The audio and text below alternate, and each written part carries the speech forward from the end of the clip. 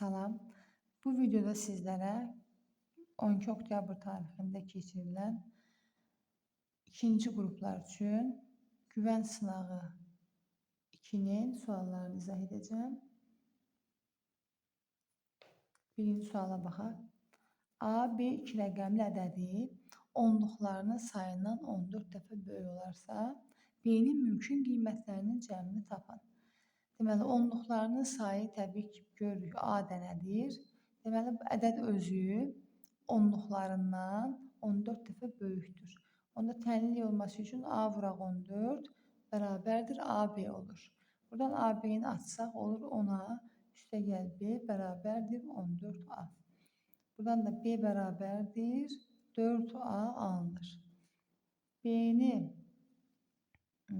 deməli, B-nin mümkün qiymətlərini istəyir. Təbii ki, A da burada rəqəmlərdir. A ilə B rəqəmlərdir. Çünki ədədi yaradırlar. Onda A-nın yerinə biz 1 götürə bilərik. Bu zaman B olacaq 4. A-nın yerinə 2 götürsək B olacaq 8. A-nın yerinə 3 götürsək B olacaq 12. Ancaq burada dayanırıq çünki B 12 ola bilməz, rəqəmdir. Olur bir dənə 4 ilə 8 cavabı. Bunların da cəmi olur 12. Cəmini istəyirdi. Bizdən birinci sual C variantı. İkinci suala baxaq. Yan tərəfi 7 olan, oturacağı A santimetr olan bərabər yanlı üçbucaqdır. Bərabər yanlıdır. Yan tərəf 7-dir. 7, 7. Oturacaq isə A santimetrdir. Bu deyir, A-nın hansı neçə qiymətində kör bucaqlı üçbucaqdır. Yəni, kör bucaq olmağını nəzərə almalıyıq. Bu zaman qaydanı bilməliyik ki, kör bucaq qarşısındakı tərəfin kvadratı digər iki tərəfin kvadratları cəmindən böyük olmalıdır. Yəni, A kvadratdan da biz kökə salsaq kvadratı itirmək üçün. Deməli, A tərəfi yan tərəflərin kvadratları cəminin kökündən çıxan nəticədən böyük olmalıdır. Bəs nədən kiçik olmalıdır? Yan tərəflərin, digər iki tərəfin cəmindən də kiçik olmalıdır. Bunu əsasən 49, 49, 98, yəni 2 vur 49 saxlaya bilərdik. 7 üstə gəl 7, 14. Buradan deməli, təxmini biz təbii kök çıxartmalıyıq. 9 tam neçəsə və tam qiymətləri soruşduğuna görə götürürük 10, 11, 12, 13. Yəni 4 dənə olacaq qiymət. 2-də D variantı. Üçüncü suala baxaq. Aşağıdakı çoxluqlardan hansılar A çoxluğunun alt çoxluğudur? Deməli,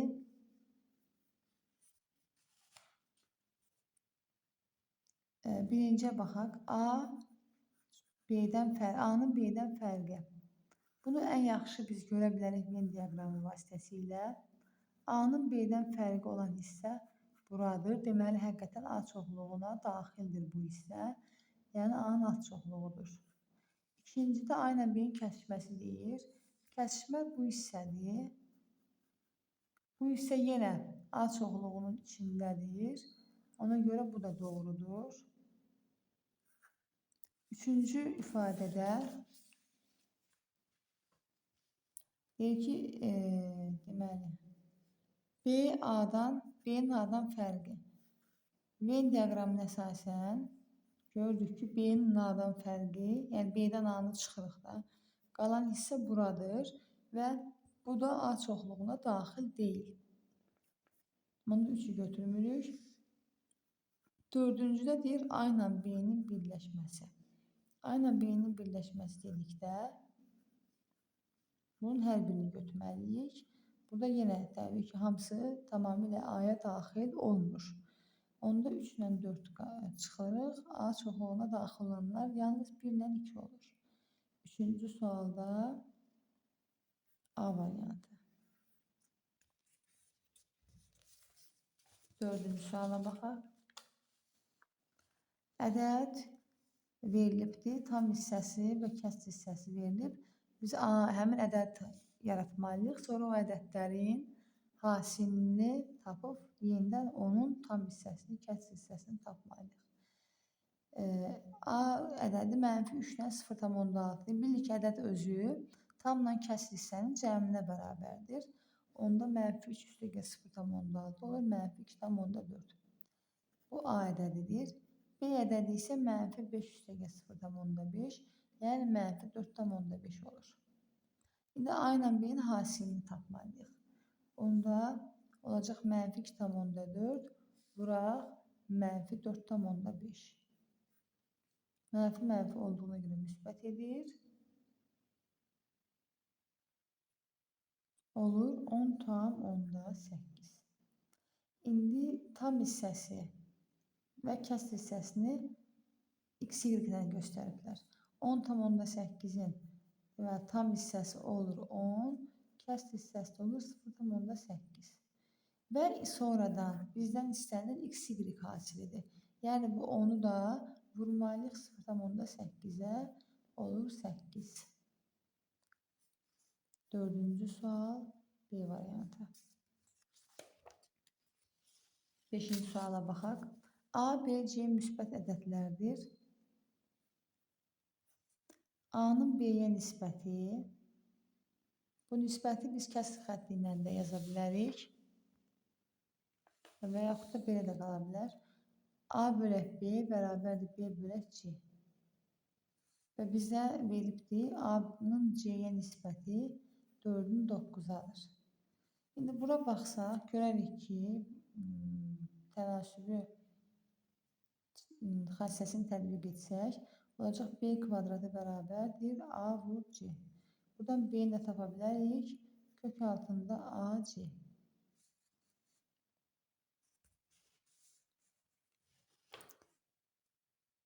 B-ni tapdıq. İndi A və C-ni K-larla ifadə etsək, A olur 4K, C olur 9K. Bu qiymətləri yerinə yazaq burada. Kök altında 4K, 9K. Hasili olur 36K kvadratı. Buradan da nəticə çıxır 6K. Deməli, B də oldu 6K. Nə soruşurdu bizdən? B-nin A-ya nisbətini. B-nin A-ya nisbəti. 6K bölək 4K. Bu deyir 2-də 3, yəni 1,5. C variantı. Altıncı suala baxaq. İki xarici bucağının cəmi 252-dir. Deməli, üç bucağın, iki xarici bucağın cəmi 252-dir. Bunu deməli,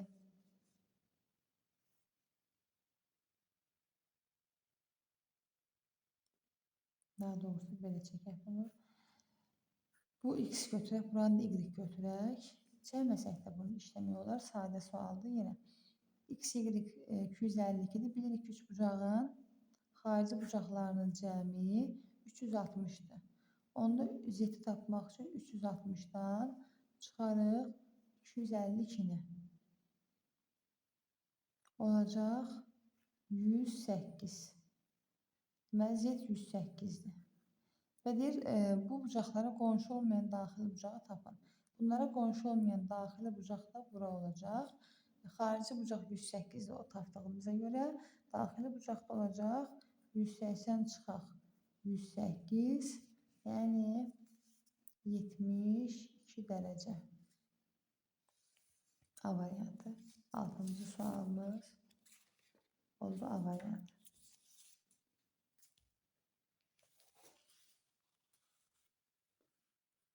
7-ci sualda A çoxluğu surəti 1 olan adi kəsirlər çoxluğudur. Məxrəc 152 olarsa, düzgün kəsirlərdən neçəsi A çoxluğuna daxildir. Deməli, məxrəci bu çoxluq bundan ibarətdir, A çoxluğu. Məxrəci 152-dirsə və eləməliyik ki, surətdə 1 alınsın. Demək ki, ixtisar getməlidir. Yəni, elə ədədlər yazmalıyıq ki, surətə 152-yə ortaq tam bölünsün. 152-nin bölənlər olsun. Burada da söhbət natural bölənlərdən gedir. Çünki dediyim kimi də 152-yə tam bölünməlidir. Yəni 152-nin natural bölənlərin sayını tapmalıyıq.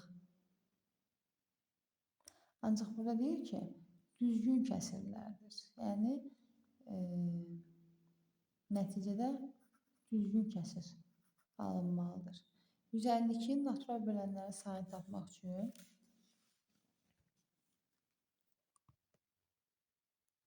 152-ni sadə vuruqlara ayırırıq.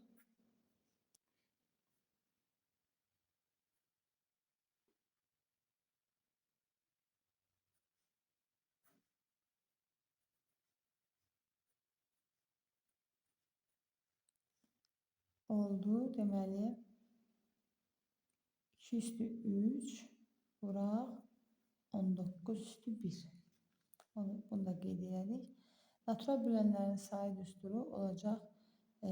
Qüvvətləri bir vahid artırıb bir-birinə vurmalıyıq. 3 üstəgəl 1 vuraq 1 üstəgəl 1. Bərabər 3 üstə 1 gəl 4. Burada 2, 4 dəfə 2, 8. Burada 8 dənə natural bölənləri var. Ancaq burada düzgün kəsir olmasını deyir. 152-nin bölənlərindən biri də elə 152-nin özüdür. Lakin bu 152 cavabını götürsək, natural bölənlərin içində var axı. Bunu da götürsək, düzgün kəsir şərtini ödəməyəcək. Ona görə bu 8 dənədən birini çıxmalıyıq. Bu çıxdığımız rəqəm də 152 qiymətidir. Qalır 7 dənə natural bölən. 7-ci sualda Y variantı.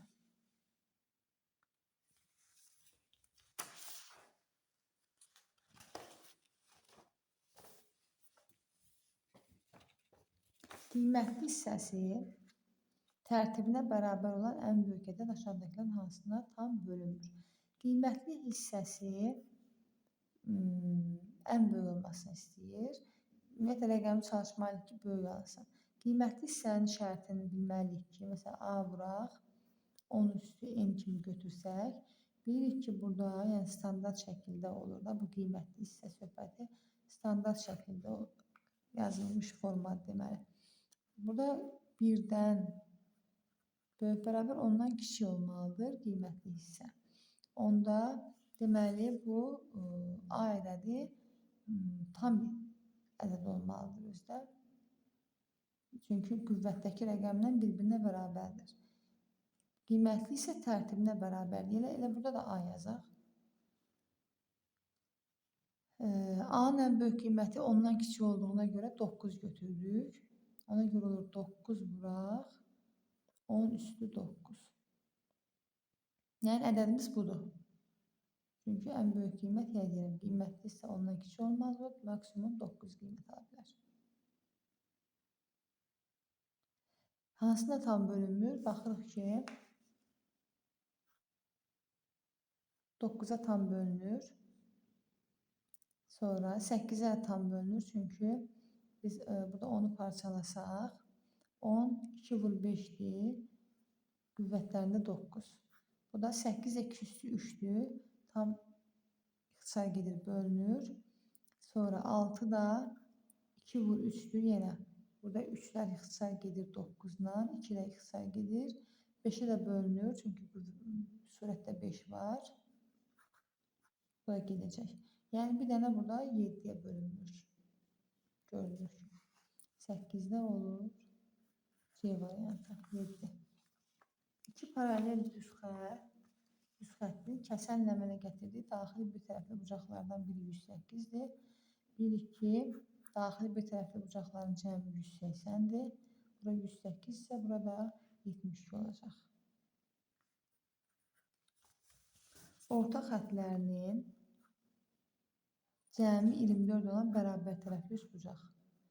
Orta xətlərin cəmi, orta xətləri biz X, Y, Z götürsək, tərəflər olacaq 2X, 2y, 2z. Yəni orta xətlərin 2 qatında həmin tərəflər. İndi orta xətlərin cəmi 24-dür. Yəni x üstəgəl y üstəgəl z bərabərdir 24-dürsə, üçbucağın bir tərəfini tapın. Burada söhbət bərabər tərəfli üçbucaqdan gedirsə, onda heç fərqli qiymət yazmağa ehtiyac yox idi. Orada diqqət yetirmədim. Olsun elə 2a, 2a və 2a. Yəni cəmi 6a olur. Və orta xətlərin cəmi 24 olan, deməli, orta xətlərin cəmi a götürək bunu. Orta xətlərdə a. 3a bərabərdir 24, a da bərabərdir 8. Tərəflər də 2a, 2a, 2a, 6a-dır. Altda bir də 8, 48.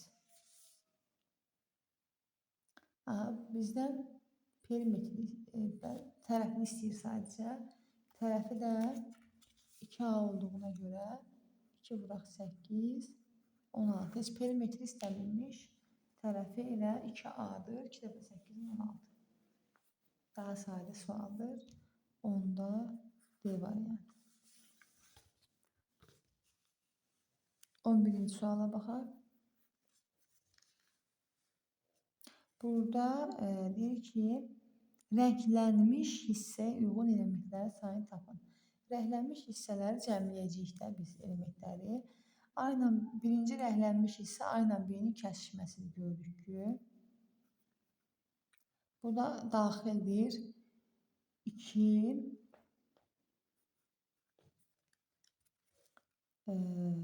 4, bu qədər. İkinci rənglənmiş hissə C-dən çıxıbdır A ilə B-nin birləşməsinə. Yəni C-dən A-ya, B-yə daxil olanların hamısını atmalıyıq. 1 var, ona görə 1 tulluyuruq C-dən. 5 də var B-də, 5 də atırıq. 7 də var B-də, 7-ni də atırıq. 8, 9 qiymətləri heç A-da da, B-də də yoxdur. Ona görə bunlar qalır C-nin özündə. Və gördüyümüz kimi elementlərin sayı 2 dənə burada, 2 dənə də burada. Cəmi 4 dənə element olur. D variantı. 12-ci suala baxaq. 2 növ duza, deməli 2 növ duzdan və bir də sudan ibarət olan məhlul. Bir məhlulun içində 2 növ duz var, bir də su var. Bu üçünün qarşımıdır. Bu məhlulun 10% birinci növ duz, 20% ikinci növ duzdur. Suyun miqdarı 210 qramdırsa, birinci növ duz neçə qramdır? Deməli, 30% getdi də, 10%, 20%, 30% elə duzdan ibarətdir. Geriyə qalır 70% su. 70% sudursa, deyir suyun miqdarı 210. Deməli, 210'a uyğun faiz 70%'dir. Birinci növ duz neçə faiz idi? 10%. Şimdi 10%'e da x qram götürürük. Bu qədər tənasübü həll edirik. 210 vuraq 10 bölək 70. O da eləyir 30. Yəni 30 qram birinci növ duz var imiş.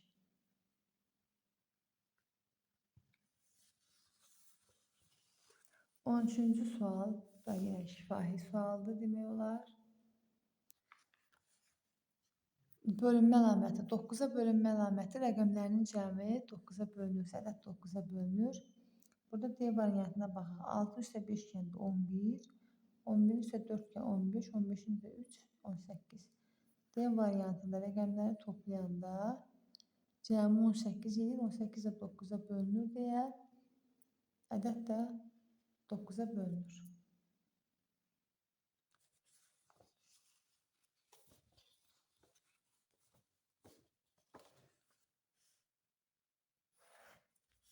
On dördüncü suala baxaq.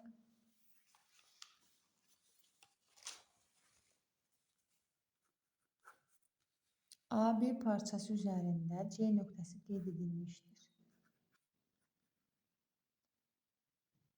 AB uzunluğu A qədərdir və buradan bura A.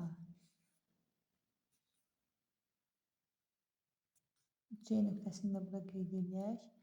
AC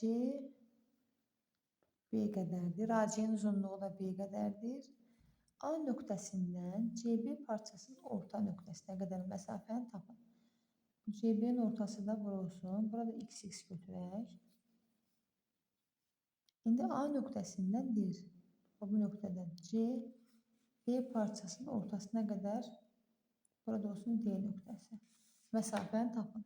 Yəni A-dan D-yə qədər olan məsafəni soruşur bizdən.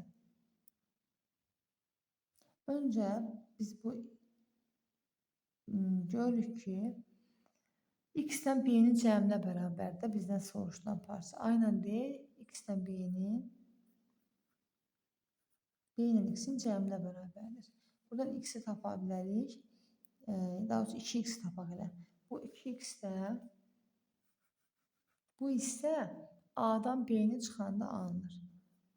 2X bərabərdir A çıxaq B. Buradan X-i taparıq ki, A çıxaq B bölək 2. X-i tapdıq, gətirib yerinə qoyuruq ki, AD bu ikisinin cəmindən ibarətdir.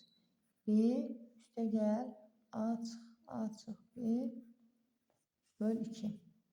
Bu da ortaq məxrəc eləsək. 2B üstə gəl A çıx B. Bu da olur 2B'dən B çıxanda B üstə gəl A bölək 2. Yəni 14'də olur B variantı.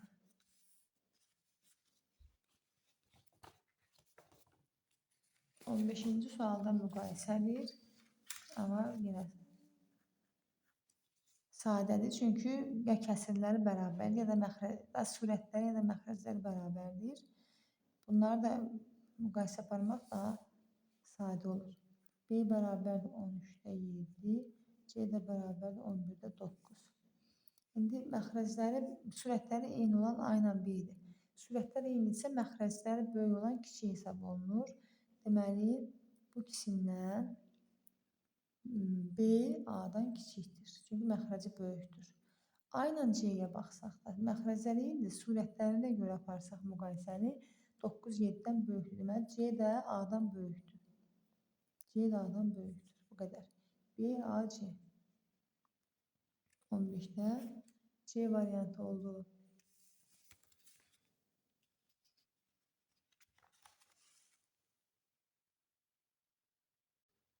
16-cı suala baxaq.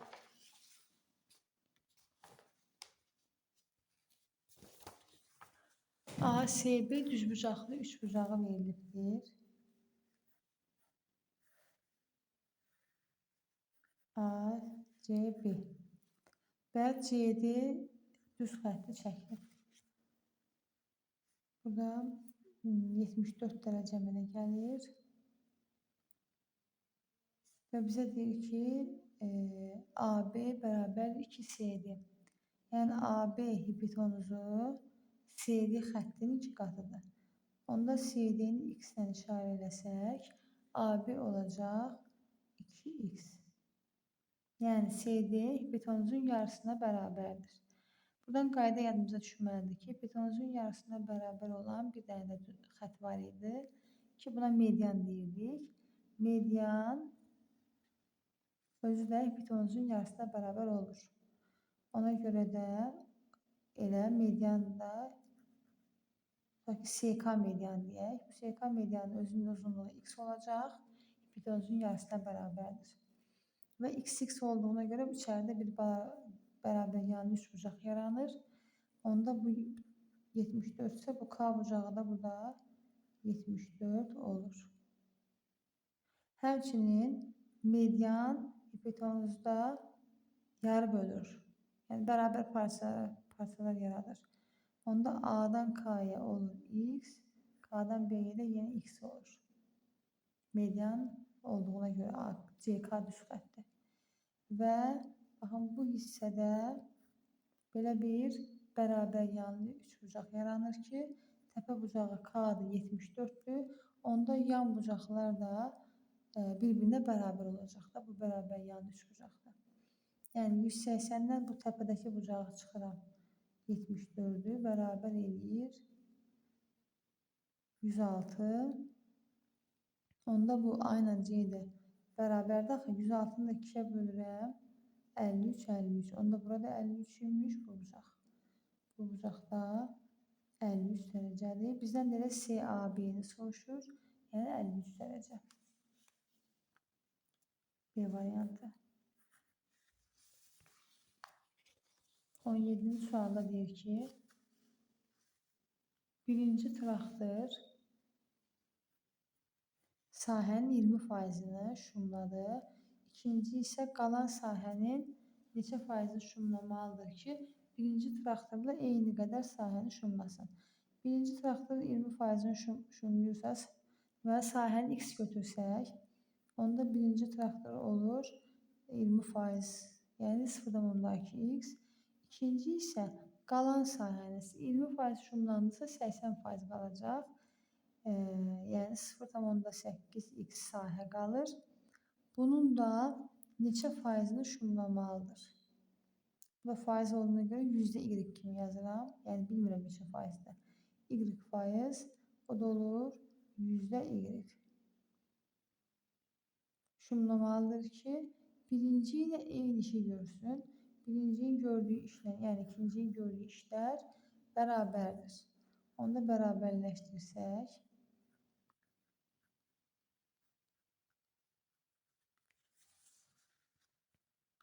x-dən ixtisar olunur.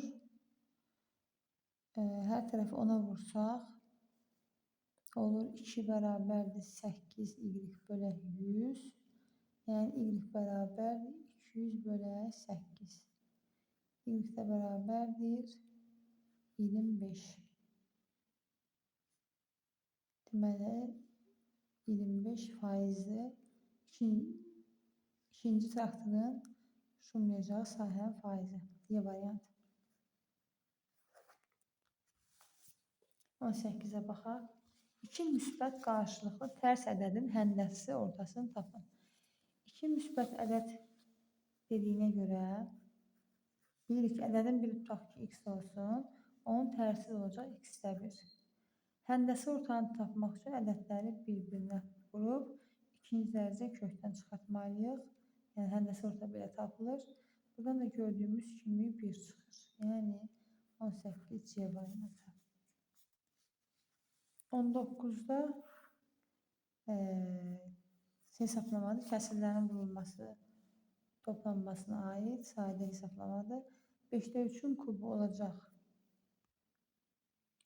125'də 27 üstə gələk. 5'də 3'ün kvadratı olur 25'də 9. Vuraq 5'də 2 üstə gələk. Bu ikisini vursaq olur 25'də 6 üstə gələk 5'də 3.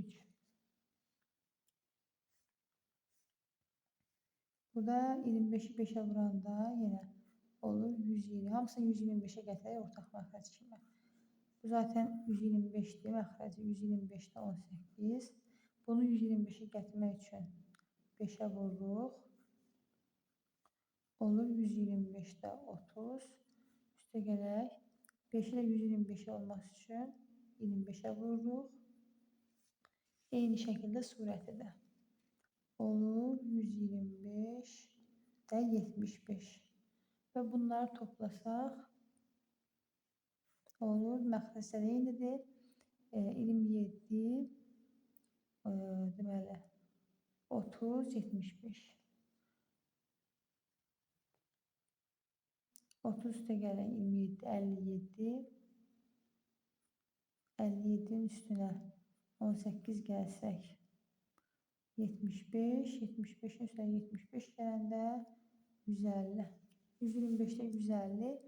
Bu da təbii ki, ixtisar gedir. Mesela 25'e geçsə, olur burada 5, burada 6. Yəni 1,5'də 1, o da olur 1,2. Yəni B variantı.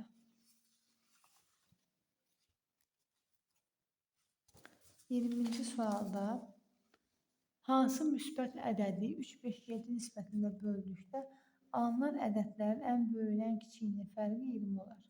Alınan ədədlərin ən böyüyü ən kiçiyi 7K ilə 3K-dır.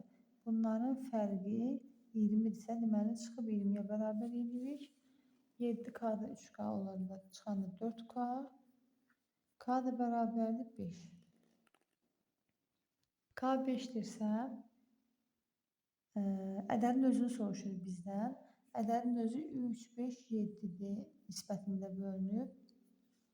Onda bunları cəmləsək olur 15K bərabərdir 15 vuraq. K da 5 idi axı. 15 vuraq 5, 75. Yəni A variantı. 21-ə baxaq. 140 və 196 ədədlərin ortaq bölənlərin sayını tapın. Ortaq bölənlər dedikdə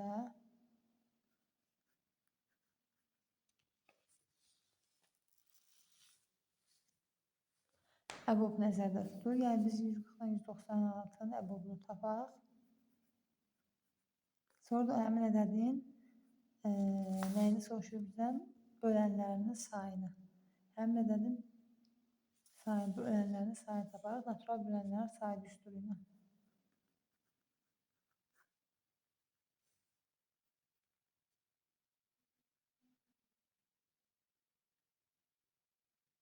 Burada deməli 14 çıxır ortaqlıq kimi ilə. İçəridə qalacaq 10, 14-ü çıxaranda yenə 14, yenə ortaqlıq çıxır. 10-dan 14-dən 2 çıxır, qalır 5-lə 7. Yəni bir sözlə içəridə oldu 28 ortaqlıq, içəridə oldu 5-lə 7-nin əbobu. 5-lə 7-nin əbobu da 1 eləyir, yəni əbob oldu 28. Və 28-in də natural bölənlərin sayı düsturuna əsasən tapa bilərik bölənlərin sayını. Əvvəl vuruqları ayıraq, sayda vuruqları ayıranda 2 üstü 2 vuraq 7-dir də, 4 dəfə 7, 28-dir. Buradan da qüvvətlər bir vahid artır, bir-birinə vurmalıyıq. 2 üstəgəl 1, vuraq 1 üstəgəl 1. Bərabərdir 6. B variantı. 22-yə baxaq. Maraqlı şəkildir.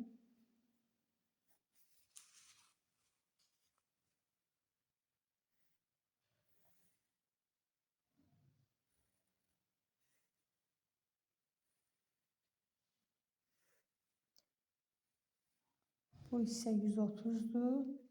Bu hissə 106-dır. Və OC xətti burada tənböləndir. OC A, B, C, D, E və F. Burada OC xətti BO, Y bucağının tənböləndir. Ona görə bura bir alfa qeyd edə bilərik. OCD bu hissəni soruşur. Və deməli biz bu qaydanı bilməliyik ki, həndəsə anlayışlarda bu iki bucağın cəmindən 180 çıxanda, yəni bura bir x, y desək, x plus y-in cəmindən 180 çıxdıqda bu alfanı verir. Yəni biz bu ümumi 2 alfa deyək. Buna 2 alfa. 2 alfa bu ikisinin cəmindən 180 çıxmaqla alınır. Onda 2 alfa bərabərdir 106 üstəgələ 130.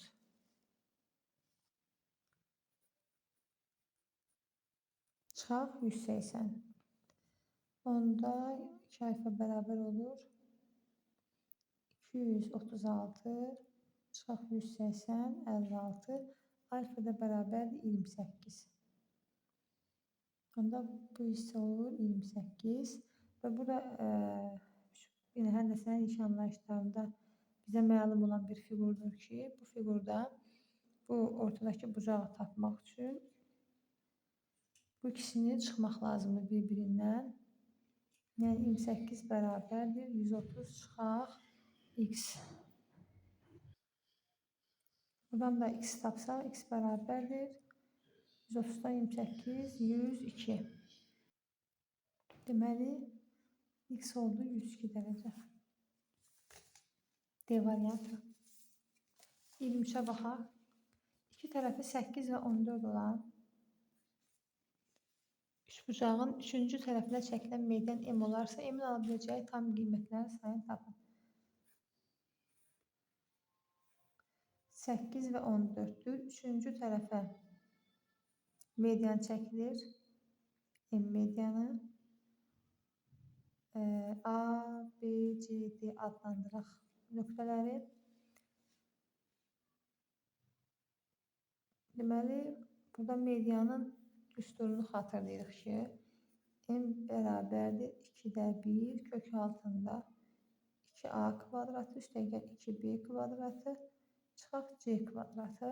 Burada c'miz, yəni bunlar a, b, bu da c olur.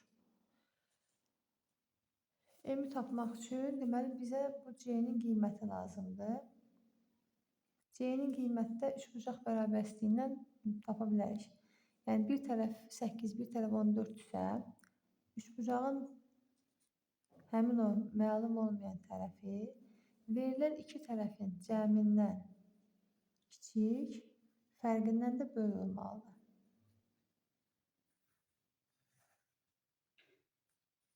Ümumi AC-ni tapmaq üçün 14'də 8 çıxanda 6, 14'də 8, 22.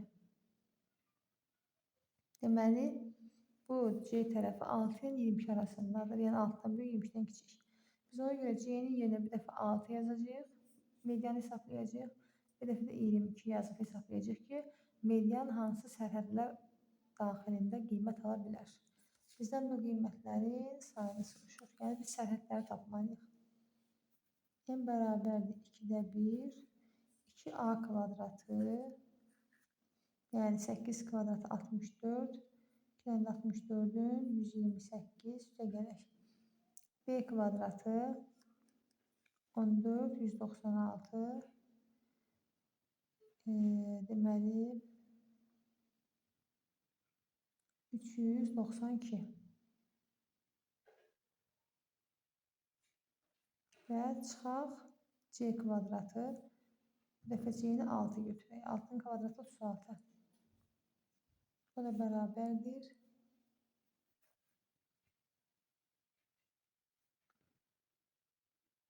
Hesablasaq bunu 128'in üstə 392 gələk. 520 çıxaq 36. Bu deyiləcək 484. Kök altında 484 bölək 2. 484'dən kökdə 22 çıxır. 22'ni də 2'yə böləndə 11. Deməli, aşağı sərhəd 11'dir ya da yuxarı sərhəd. İndi C-nin yerinə bu dəfə 14, 22 qiymətini qoyaq. Bu M1 olsun, bir də M2'ni hesablayaq. Yəni 2'də 1 kök altında 128 üstə gəl 392 çıxaq 22'nin kvadratı elə 484 idi. Bərabər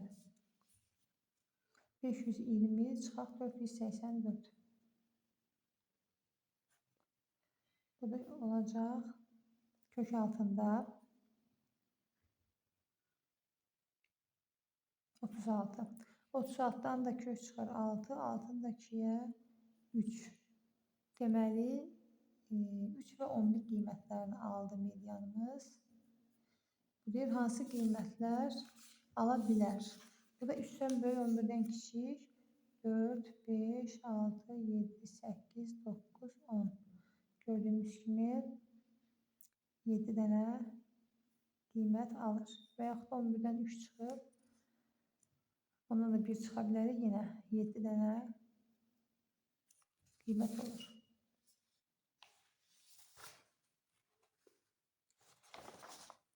24'ə baxaq. Ədəd oxunda A12 nöqtəsindən 8 vahid məsafədə yerləşən nöqtənin koordinatları hasilini tapın. 12'dən 12'ni burada qeyd etsək, bir A nöqtəsi 12'dən 8 vahid sağa və 8 vahid sola olacaq 20. 12 vahid 8 vahid sola da 12'dən 8 çıxırıq 4. 4 dəfə də 20 olur 80. 25-ci suala baxaq.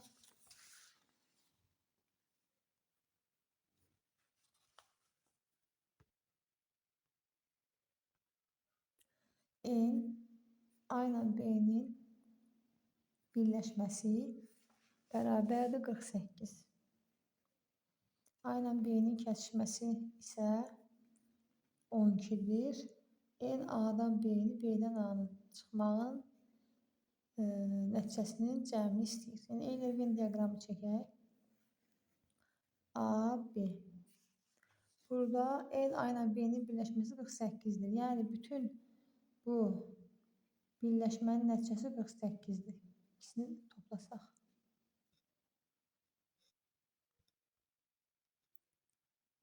Daha sonra kəsişmə isə 12'dir. Onda 48'dən 12 çıxdıqda qalır 36. Elə bizdən də A ilə B-nin, B ilə də A-nın fərqini istəyir. Yəni bizdən bu hissə ilə bu hissənin cəmini istəyirdi. Yalnız A və yalnız B-yə daxil olan elementlərin sayını. Elə ümumi də 48 verib birləşməni. Birləşmə 48 ilə ortadakını, ortaq olanları 12'ni çıxdıqda 36 qalır. Yəni kənarlar qalır. Elə cavabı tapmış oluruq.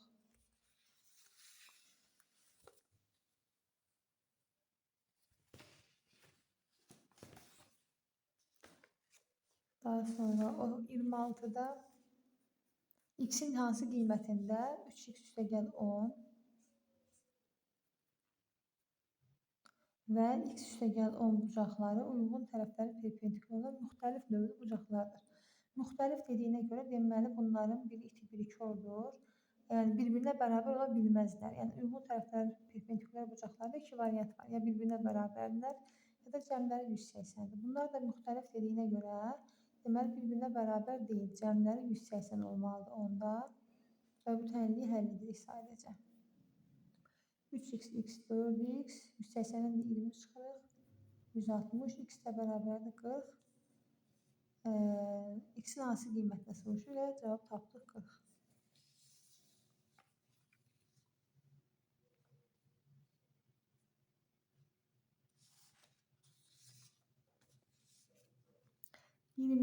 Katetləri 6 və 8 olan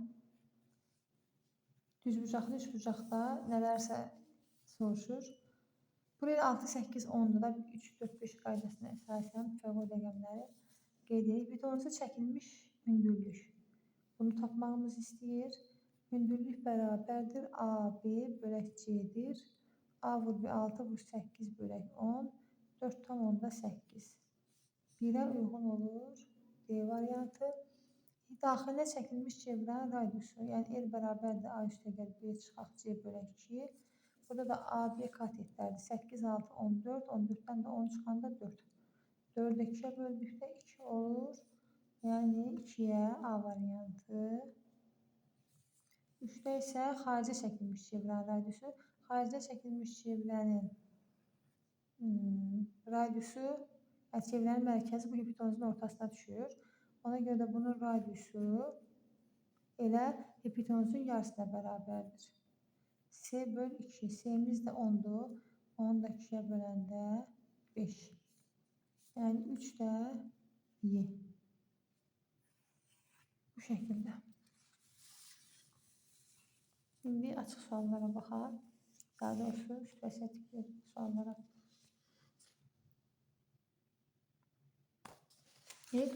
Məktəbin 10-cu sinif şagirdləri arasında bilik yarışı keçirilir. 10-cu sinifdə oxuyan qızların sayında yuxarıda məsələdə verilənləri qeyd edək.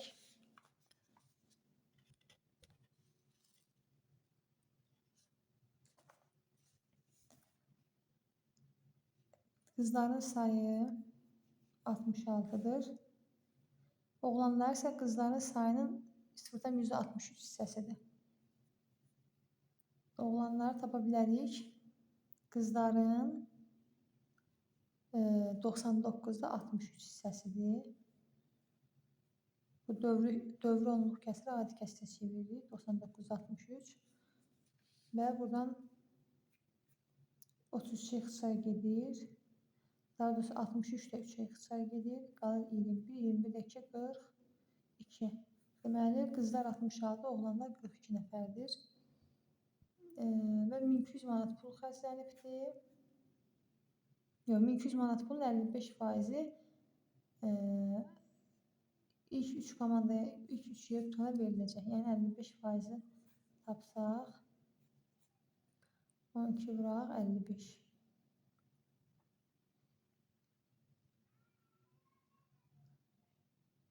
660 olacaq. Bu da. Məsələdə verilənləri qeyd etdik. İndi 28-ci məsələyə baxaq. Bu məsələnin əsasında.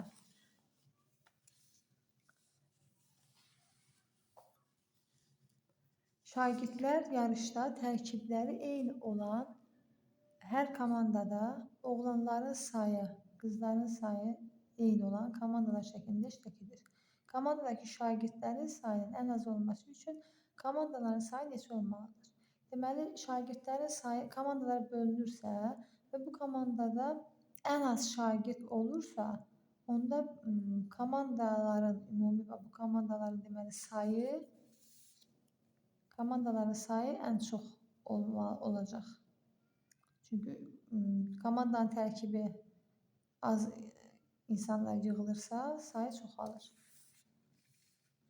Onda deməli və hər komandaya eyni sayda qız və oğlan iştirak edir. Yəni 66 və 42-ni bu komandalara bölürlər. Elə bölür ki, içinə ən az düşsün. Onda deməli neçə hissəyə bölürsə, bu böldüyümüz komandanın sayı ən çox olacaqdır. Yəni 66 ilə 42-nin bölənini tapırıq, o yüzden ən böyük bölənini bir sözlə bizdən əbob istəyir. Hardan bildiyi əbobdur? Çünki 66'dan 42 bu insanları, qızlar və oğlanları götürüb bu komandalara bölürlər. Və az adam düşməsi üçün deməli çox komanda yaranacaqdır. Ən çox neçə komanda yarana bilər? Yəni ən çox hansı rəqəmə bölünür 66'dan 42? Onu tapırıq. Hər ikisi 6'ya bölünür. Buradan 6, 11, burada da 7. Elə tapdıq ki, əbob 6'dır. Yəni 6 komanda yarana bilər. 29'da deyir, əvvəlki il bu məktəbin 9-cu sinif şagirdlərindən oğlanların 30%, qızların isə 12% məktəbinə gedib.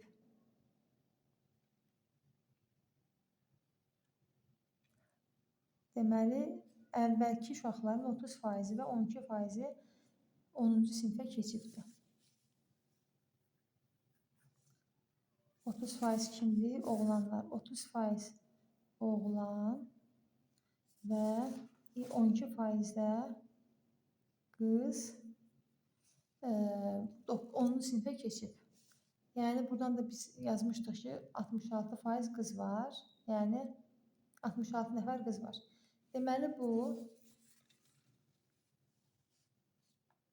qızlar 66 nəfərdir, oğlanlar 42 nəfər. Deməli, görünür ki, 30% keçibsə,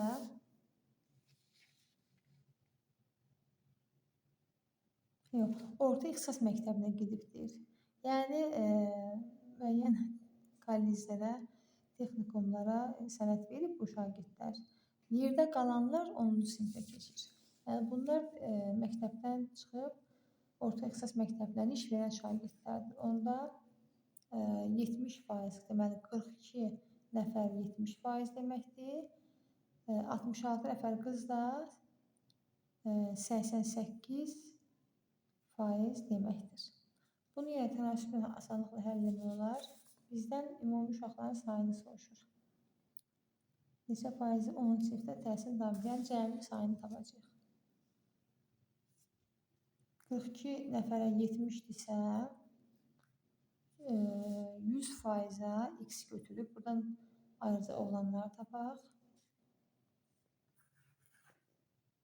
4200 bölək 70, 60 nəfər oğlan oldu. Qızlar da yenə tənasüblə eyni şəkildə 66-ya 88-dirsə, 100% şagird, qızların 100% isə x. Yəni, görə nə qədər qız olubmuş? Bu da olur 6600 bölək 88, 66-dan 88, 22 ixtisar gedir. 4, 3, 300-də 4-ə böləndə 75. Deməli, 75 qız, 66 oğlan var imiş. Cəmləyirik. Çünki cəmini soruşur. 135 nəfər şagird var imiş 9-da. Lakin bunların bir qismi məktəbdən çıxıb. 30-cu məsələyə baxaq. Yarışda ilk 3 yer, bir də pulla bağlı qeyd eləmişdik ki, 1200 manat məbləğin deməli 660 manatı ilk 3 yeri tutana verilib. Yarışda ilk 3 yeri tutan komandalara verilən pul komandaların tutduğu yerlərin nömrələri tərs mütənasibdir. Yəni ilk 3 yer birinci, ikinci, üçüncü yerlərdirsə, tutduğu yerlərin nömrələrlə tərs mütənasib. Onda olur 1K, 2-də 1K, yəni 3-də 1K verilən pullar bu yerlərlə tərs mütənasibdir. Bu şəkildə olacaq. Bu yarışda ilk yer tutan komandaya neçə manat verilmişdir? Bunların cəmi 660 manat idi. Yəni 1K, üstəgəl 2-də 1K, üstəgəl 3-də 1K bərabərdir 660 manat pul ayrılıqdır. Bu da olacaq 1,6-da 5, yəni 6-da 11K bərabərdir 660, K da bərabərdir 660 vuraq 11-də 6, 66-nı 11-ə bölürük 6, 66-ya 360, K 360'dir. Elə birinci yerə 1K idi da. Elə birinci yer, yəni ilk yer tutana 1 vuraq 360, yəni 360 manat pul ayrılıqdır. Bu qədər. Növbəti digər əvvəlki illərdə keçirilən sınaqların və bu il keçirilən sınaqların da izahına tanış olmaq istəyirsə, kanalı izləməyi unutmayın. Sağ olun.